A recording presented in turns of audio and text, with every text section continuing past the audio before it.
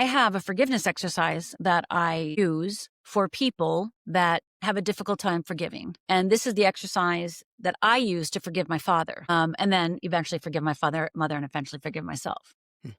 And, I don't know how I knew this exercise. I mean, I don't know how I figured this out, but I did.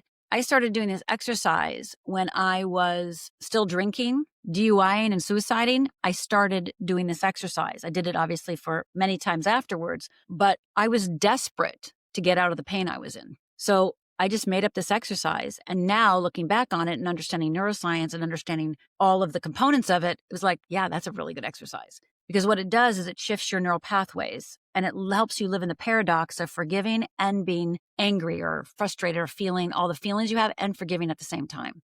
So I think most people think they have to get rid of their feelings to forgive. It's like, no, you can have all your feelings and forgive. If you want me to share it, I will.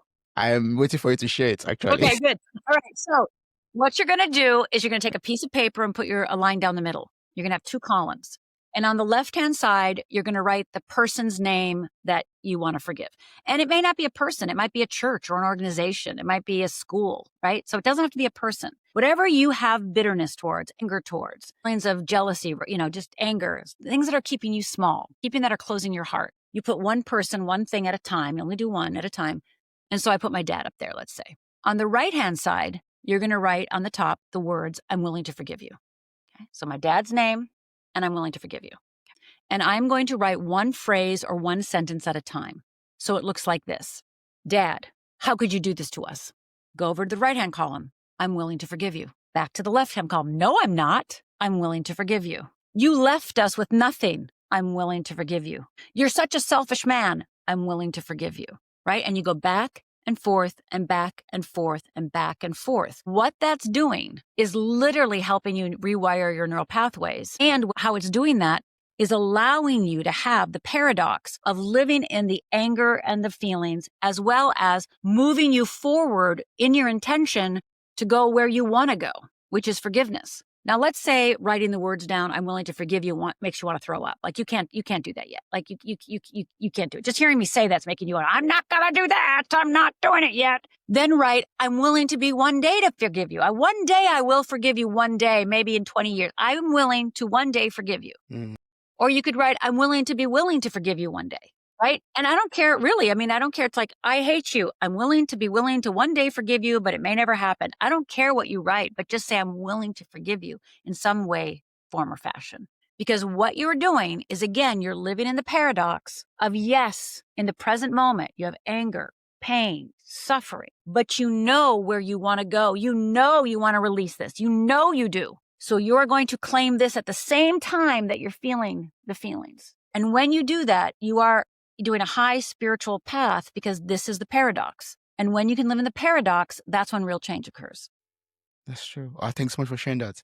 I love even the fact that if you're not ready to forgive totally at that moment, you just write it. I am willing to one day forgive you, and it might be 100 years from now. I'm willing to forgive you in my next lifetime, right? So, but just say I'm willing to forgive you one day, maybe in the future, or I'm willing to forgive you when hell freezes over. Again, it's really about saying I'm willing to forgive you. And if you need, because you want to you're not ready, then then add something to make it palatable to do it, right? Make it palatable. I'm not saying you're going to be like happy, right? But palatable, remember, why are you doing this? You're doing it to set yourself free, right? It's not about my dad. It's about, I'm in the prison of unforgiveness, which keeps my heart small, which keeps me angry and jealous, which keeps me small-minded, which keeps me stuck, which steals my energy and my life force. So I want to forgive so I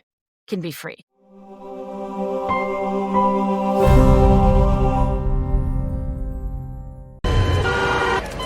Aletheia Companion is now live on the App Store. A calm biblical wisdom companion for money, work, purpose, generosity, stewardship, and life decisions.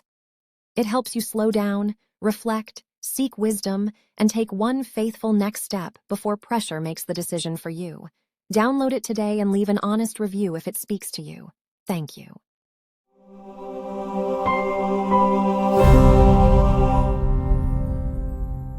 If If this conversation resonated with you, consider following or subscribing to Mirror Talk on your favorite podcast platform.